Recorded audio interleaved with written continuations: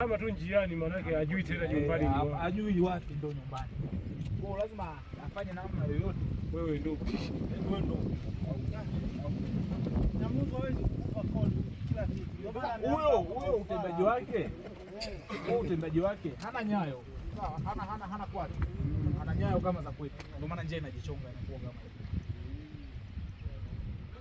hiyo. Hata kutembea kwake kama atafuni anaanza simu za mikoko kama jangili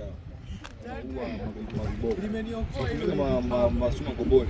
Huyu huwa hahitaji shida. Yaani huyu hapa si anatumia njia kwenda na kurudi. Sana miguu mifupi. Chimba shimo akidumbukia. Anasema tu acha tu na huyu.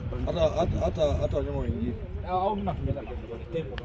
Kama ikipigwa kuzoea unasema inasikika sauti. Wewe lazima inasikia. Huwa unazisikia.